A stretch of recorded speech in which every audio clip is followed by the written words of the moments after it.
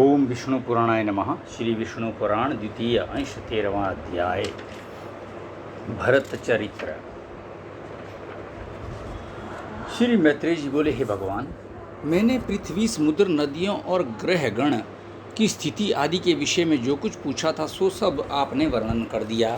उसके साथ ही आपने ये भी बतला दिया कि किस प्रकार ये समस्त लोकी भगवान विष्णु के ही आश्रित है और कैसे परमार्थ स्वरूप ज्ञान ही सबमें प्रधान है। किंतु भगवान, आपने पहले जिसकी चर्चा की थी वे राजा भरत का चरित्र मैं सुनना चाहता हूँ, कृपा करके कहिए।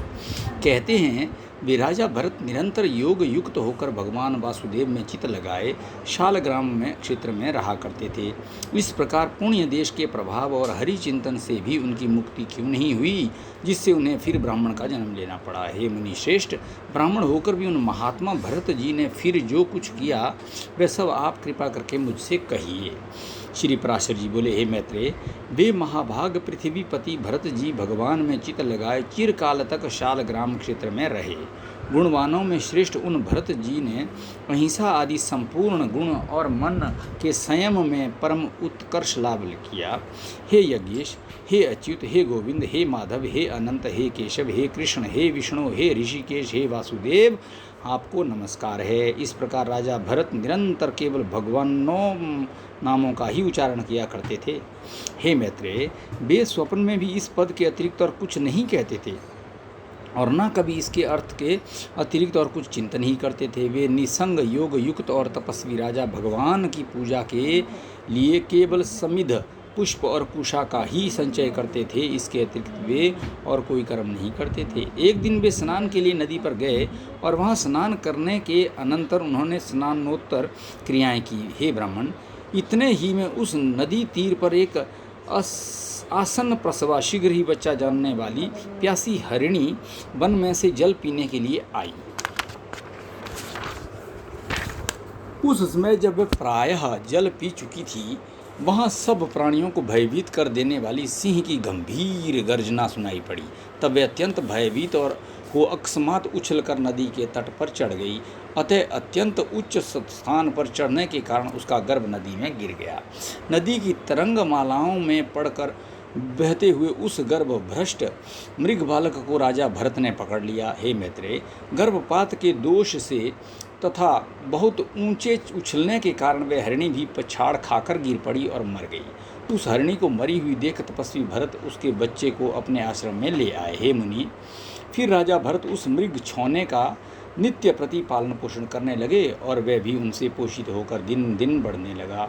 वह बच्चा कभी तो उस आश्रम के आसपास ही घास चरता रहता और कभी वन में दूर तक जाकर फिर सिंह के भय से लौट आता। प्रातःकाल वह बहुत दूर भी चला जाता तो भी सायंकाल को फिर आश्रम में ही लौट आता और भरत जी के आश्रम की पर्णशाला के आंगन में पड़ा रहता।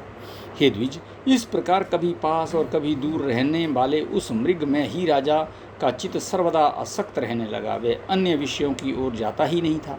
जिन्होंने संपूर्ण राजपाट और अपने पुत्र तथा बंधु बांधवों को छोड़ दिया था, वे ही भरत जी उस हरिण के बच्चे पर अत्यंत ममता करने लगे। उसे बाहर जाने पर अनंतर यदि लौटने में देर हो जाती तो वे मन में ही सोचने लगते, अहो, उस बच्चे को आज किसी भेड़िए ने तो नहीं खा लिया, किसी सिंह के पंजे में तो आज वह नहीं पड़ गया। देखो, उसके खुरों के चिन्हों से ये पृथ्वी कितनी चित्रित हो रही है। मेरी ही प्रसन्नता के लिए उत्पन्न हुआ वह मृग छौना न जाने आज कहाँ रह गया। क्या वह वन से कुशलपूर्वक लौटकर अपने सींगों से मेरी भुजा को खुजलाकर मुझे आनंदित करेगा? देखो, उसके नवजात दांतों से कटी हुई शिखा वाले ये कुश और आकाश समाध्यायी शिखाहीन ब्रह्मचारियों के समान कैसे सुशोभित हो रहे हैं। देर के गए हुए उस बच्चे के निमित्त भरत मुनि इसी प्रकार चिंता करने लगते थे और जब वह उनके निकट आ जाता तो उसके प्रेम से उनका मुख खिल जाता था।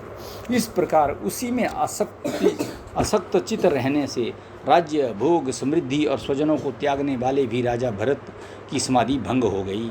उस राजा का स्थिर चित्त उस मृग के चंचल होने पर चंचल हो जाता और दूर चले जाने पर दूर चला जाता।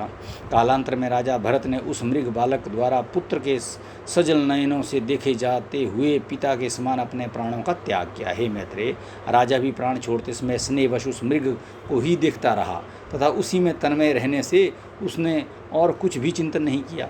तदंतर उस समय की सुदृढ़ भावना के कारण वह जम्बू मार्ग मतलब कालंज पर्वत के घोर वन में अपने पूर्व जन्म की स्मृति से युक्त एक मृग हुआ। हे द्विजोतन, अपने पूर्व जन्म का स्मरण रहने के कारण वे संसार से उपरत हो गया और अपनी माता को छोड़कर फिर शालग्राम क्षेत्र में आकर ही रहने लगा। वहाँ सूखे घास फूस और पत्तों से ही अपना शरीर पोषण करता हुआ वे अपने मृगत्व प्राप्ति के हेतुभूत कर्मों का निराकरण करने लगा। तदंतर उस शरीर को छोड़कर उसने सदाचार संपन्न योगियों के पवित्र कुल में ब्राह्मण जन्म ग्रहण किया। उस देह में भी उसे अपने पूर्व जन्म का स्मरण बना रहा। हे मैत्रेय, वह सर्व विज्ञान संपन्न और समस्त शास्त्रों के मर्मज्ञ को जानने वाला था तथा अपने आत्मा को निरंतर प्रकृति से परे रखता देखता था। हे महामुने, आत्मज्ञान संपन्न होने के कारण वह देवता आदि संपूर्ण प्राणियों को अपने से अभिन्न रूप से देखता था। उपनयन संस्कार हो जाने पर वह गुरु के पढ़ाने पर भी वेद पाठ नहीं करता था तथा न किसी कर्म की ओर ध्यान देता था, न कोई अन्य शास्त्र ही पढ़ता था। जब कोई उससे बहुत कुछ पूछताछ करता तो जड़ के समान कुछ असंस्कृत असार एवं ग्रामीण वाक्यों से मिले हुए वचन बोल देता। निरंतर मैला कुचैला शरीर, मलिन वस्त्र और अपरिमार्जित दंत युक्त रहने के कारण वह ब्राह्मण सदा अपने नगर निवासियों से अपमानित होता रहता था। हे मैत्रेय, योग श्री के लिए सबसे अधिक हानिकारक सम्मान ही है। जो योगी अन्य मनुष्यों से अपमानित होता है वह शीघ्र ही सिद्धि लाभ प्राप्त कर लेता है। अतः योगी को सन्मार्ग को दूषित न करते हुए ऐसा आचरण करना चाहिए जिससे लोग अपमान करें और संगति से दूर रहें। हिरण्यगर्भ के इस सारयुक्त वचन को स्मरण रखते हुए वे महामती विप्रवर अपने आप को लोगों में जड़ और उन्मत्त सा ही प्रकट करते थे। कुलमाश, जौ आदि, धान, शाक, जंगली फल अथवा कण आदि जो कुछ भक्ष्य मिल जाता उस थोड़े से को भी बहुत मानकर वे उसी को खा लेते और अपना कालक्षेप करते रहते। फिर पिता के शांत हो जाने पर उनके भाई बंधु उनके सड़े गले अन्न से पोषण करते हुए उनसे खेती बारीकी का कार्य कराने लगे। वे बैल के समान पुष्ट शरीर वाले और कर्म में जड़वत निश्चेष्ट थे, अतः केवल आहार मात्र से ही वे सब लोगों के यंत्र बन जाते थे। अर्थात सभी लोग उन्हें आहार मात्र देकर अपना अपना काम निकलवा लिया करते थे। उन्हें इस प्रकार संस्कार शून्य और ब्राह्मण वेश के विरुद्ध आचरण वाला देख रात्रि के समय पृषतराज के सेवकों ने बलि की विधि से सुसज्जित काली का बलि पशु बनाया। किंतु इस प्रकार एक परम योगीश्वर को बलि के लिए उस उपस्थित देख महाकाली एक तीक्ष्ण खड्ग ले उस क्रूर कर्मा राज सेवक का गला काट डाला और अपने पार्षदों सहित उसका तीखा रुधिर पान किया। तदंतर एक दिन महात्मा सैवीर राज कहीं जा रहे थे। उस समय उनके बेगारियों ने समझा कि ये भी बेगार के ही योग्य है।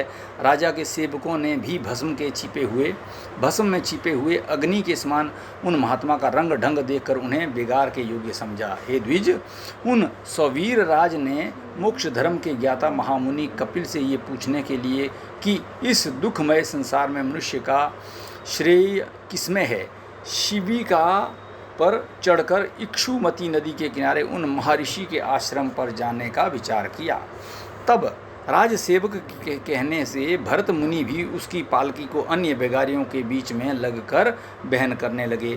इस प्रकार बेगार में पकड़े जाकर अपने पूर्व जन्म का स्मरण रखने वाले संपूर्ण विज्ञान के एकमात्र पात्र वे विप्रवर अपने पापमय प्रारब्ध का क्षय करने के लिए उस शिविका को उठाकर चलने लगे। वे बुद्धिमानों में श्रेष्ठ द्विजवर तो 4 हाथ भूमि देखते हुए मंद गति से चलते थे, किंतु उनके अन्य साथी जल्दी जल्दी चल रहे थे।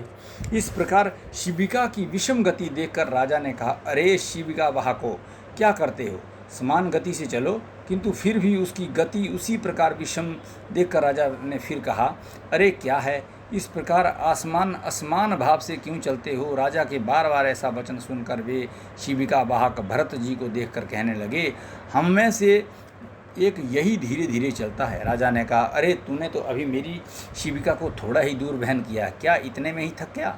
तू वैसे तो बहुत मोटा मुष्टंडा दिखाई देता है, फिर क्या तुझसे इतना भी श्रम नहीं सहा जाता। ब्राह्मण बोले, राजन, मैं ना मोटा हूँ और ना मैंने आपकी शिविका ही उठा रखी है, मैं थका भी नहीं हूँ और ना मुझे श्रम सहन करने की ही आवश्यकता है। राजा बोले, अरे तू तो प्रत्यक्ष ही मोटा दिखाई दे रहा है। इस समय भी शिविका तेरे कंधे पर रखी हुई और बोझा ढोने से देहधारियों को श्रम होता ही है। ब्राह्मण बोले, राजन तुम्हें प्रत्यक्ष क्या दिखाई दे रहा है, मुझे पहले यही बताओ। उसके बलवान अथवा अबलवान आदि विशेषणों की बात तो पीछे करना। तूने मेरी शिविका का वाहन किया है, इस समय भी वह तेरे ही कंधों पर रखी हुई है। तुम्हारा ऐसा कहना सर्वथा मिथ्या है। अच्छा मेरी बात सुनो। देखो, पृथ्वी पर तो मेरे पैर रखे हैं, पैरों के ऊपर जंघाएं हैं और जंघाओं के ऊपर दोनों उरु तथा उरुओं के ऊपर उदर है। उदर के ऊपर वक्षस्थल, बाहु और कंधों की स्थिति है तथा कंधों के ऊपर ये शिविका रखी है। इसमें मेरे ऊपर कैसा बोझ रहा? इस शिविका में जिसे तुम्हारा कहा जाता है वह शरीर रखा हुआ है। वास्तव में तो तुम वहाँ शिविका में हो और मैं यहाँ पृथ्वी पर हूँ। ऐसा कहना सर्वथा मिथ्या है। हे राजन, मैं, तुम और अन्य भी समस्त जीव पंचभूतों से ही वहन किए जाते हैं। ये सब भूत वर्ग भी गुणों के प्रवाह में पड़कर ही बहा जा रहा है। हे पृथ्वीपते, ये सत्वादि गुण भी कर्मों के वशीभूत हैं और समस्त जीवों में कर्म अविद्याजन्य ही है। आत्मा तो शुद्ध, अक्षर, शांत, निर्गुण और प्रकृति से परे है तथा समस्त जीवों में वह एक ही ओतप्रोत होता है। अतः उसके वृद्धि अथवा क्षय कभी नहीं होते। आत्मा के वृद्धि अथवा क्षय कभी नहीं होते। हे नृप, जब उसके उपचय, वृद्धि, उपचय, अपचय, क्षय ही नहीं होते तो तुमने ये बात किस युक्ति से कही कि तू मोटा है? यदि क्रमशः पृथ्वी, पाद, जंघा, कटी, उरु और उदर पर स्थित कंधों पर रखी हुई ये शिविका मेरे लिए भार रूप हो सकती है तो उसी प्रकार तुम्हारे लिए भी तो हो सकती है, क्योंकि ये पृथ्वी आदि तो जैसे तुमसे पृथक है वैसे ही मुझ आत्मा से भी सर्वथा भिन्न है। तथा इस युक्ति से तो अन्य समस्त जीवों को भी केवल शिविका ही नहीं बल्कि संपूर्ण पर्वत, वृक्ष, गृह और पृथ्वी आदि का भार उठा रखा है। हे राजन, जब प्रकृति जन्य कारणों से पुरुष सर्वथा भिन्न है तो उसका परिश्रम भी मुझको कैसे हो सकता है? और जिस द्रव्य से ये शिविका बनी हुई है उसी से ये आपका, मेरा अथवा और सबका शरीर भी बना है, जिसमें कि ममत्व का आरोप किया हुआ है। श्री पराशर जी बोले, ऐसा कहकर वे द्विजवर शिविका को धारण किए हुए मौन हो गए और राजा ने भी तुरंत पृथ्वी पर उतरकर उनके चरण पकड़ लिए। राजा बोला, अहो द्विजराज, इस शिविका को छोड़कर आप मेरे ऊपर कृपा कीजिए। प्रभु कृपा कीजिए। इस जड़ वेश को धारण किए आप कौन हैं? हे विद्वान, आप कौन हैं? किस निमित्ति से यहाँ आपका आना हुआ तथा आने का क्या कारण है? ये सब आप मुझसे कहिए। मुझे आपके विषय में सुनने की बड़ी उत्कंठा हो रही है। ब्राह्मण बोले, हे राजन सुनो, मैं अमुक हूँ।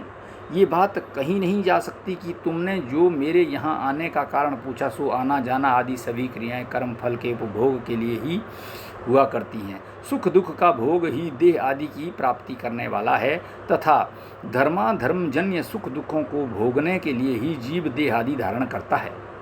सुख दुख को भोगने के लिए जीव धारण। हे भूपाल, समस्त जीवों की संपूर्ण अवस्थाओं के कारण ये धर्म और अधर्म ही है।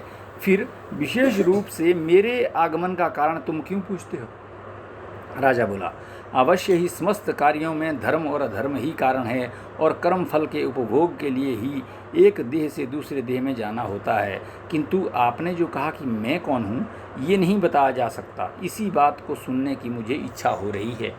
हे ब्राह्मण, जो है अर्थात जो आत्मा कर्ता भोक्ता रूप से प्रतीत होता हुआ सदा सत्ता रूप से वर्तमान है वही मैं हूँ, ऐसा क्यों नहीं कहा जा सकता? हे द्विज, ये अहम शब्द तो आत्मा में किसी प्रकार के दोष का कारण नहीं होता। ब्राह्मण बोले, हे राजन, तुमने जो कहा है कि अहम शब्द से आत्मा में कोई दोष नहीं आता सो ठीक ही है, किंतु अनात्मा में ही आत्म तत्व का ज्ञान करने वाला भ्रांति मूल अहम शब्द ही दोष का कारण है। हे नृप, अहम शब्द का उच्चारण जिह्वा, दंत, ओष्ठ और तालु से ही होता है, किंतु ये सब उस शब्द के उच्चारण के कारण हैं, अहम अर्थात मैं नहीं। तो क्या जिह्वादि कारणों के द्वारा ये वाणी ही स्वयं अपने आप को अहम कहती है? नहीं। अतः ऐसी स्थिति में तू मोटा है ऐसा कहना भी उचित नहीं है। सिर तथा कर, चरण आदि रूप ये शरीर भी आत्मा से पृथक ही है। अतः हे राजन, इस अहम शब्द का मैं कहाँ प्रयोग करूं? तथा हे नृप, यदि मुझसे भिन्न कोई और भी सजातीय आत्मा हो तो भी ये मैं हूँ और ये अन्य है ऐसा कहा जा सकता था, किंतु जब समस्त शरीरों में एक ही आत्मा विराजमान है तब आप कौन हैं, मैं वह हूँ, ये सब वाक्य निष्फल ही है। तू राजा है, ये शिबिका है, ये सामने शिबिका वाहक है तथा ये सब तेरी प्रजा है। हे नृप, इनमें से कोई भी बात परमार्थ सत्य नहीं है। हे राजन, वृक्ष से लकड़ी हुई और उसी से तेरी ये शिबिका बनी, तो बता इसे लकड़ी कहा जाए या वृक्ष? किंतु महाराज, वृक्ष पर बैठे हैं ऐसा कोई नहीं कहता और ना कोई तुझे लकड़ी पर बैठा हुआ ही बताता है, सब लोग शिबिका में बैठा हुआ ही कहते हैं। हे नृप श्रेष्ठ, रचना विशेष में स्थित लकड़ियों का समूह ही तो शिबिका है। यदि वह उससे कोई भिन्न वस्तु है तो काष्ठ को अलग करके उसे ढूंढो। उसी प्रकार छत्र की शलाकाओं को अलग रखकर छत्र का विचार करो कि वह कहाँ रहता है। यही न्याय तुम में और मुझ में लागू होता है, अर्थात मेरे और तुम्हारे शरीर भी पंचभूत से अतिरिक्त और कोई वस्तु नहीं है। पुरुष, स्त्री, गौ, बकरा, अश्व, गज, पक्षी और वृक्ष आदि लौकिक संज्ञाओं का प्रयोग कर्म हेतुक शरीर में ही जानना चाहिए। हे राजन, पुरुष तो न देवता है, न मनुष्य है, न पशु है और न वृक्ष है। ये सब तो कर्मजन्य शरीरों की आकृतियों के ही भेद हैं। बहुत बड़ा ज्ञान है भाई। लोक में धन, राजा, राजा के सैनिक तथा और भी जो वस्तुएं हैं हे राजन, वे परमार्थतः सत्य नहीं हैं, केवल कल्पनामय ही हैं। जिस वस्तु की परिमाणादिक के कारण होने वाली कोई संज्ञा कालांतर में भी नहीं होती, वही परमार्थ वस्तु है। हे राजन, ऐसी वस्तु कौन सी है? तू अपने ही को देख। समस्त प्रजा के लिए तू राजा है, पिता के लिए तो पुत्र है, शत्रु के लिए शत्रु है, पत्नी के लिए पति और पुत्र का पिता है। हे राजन, बतला मैं तुझे क्या कहूँ। हे महीपते, तू क्या ये सिर है अथवा ग्रीवा है या पेट है अथवा पाद आदि में से कोई है, तथा ये सिर आदि भी तेरा क्या है? हे पृथ्वीश्वर, तू इन समस्त अवयवों से पृथक है, अतः सावधान होकर विचार कि मैं कौन हूँ। हे महाराज, आत्म तत्व इस प्रकार व्यवस्थित है, उसे सबसे पृथक करके ही बताया जा सकता है, तो फिर मैं उसे अहम शब्द से कैसे बतला सकता हूँ। इति श्री विष्णु पुराणे द्वितीय अंशे 13 अध्यायः। ओम श्री विष्णु पुराण।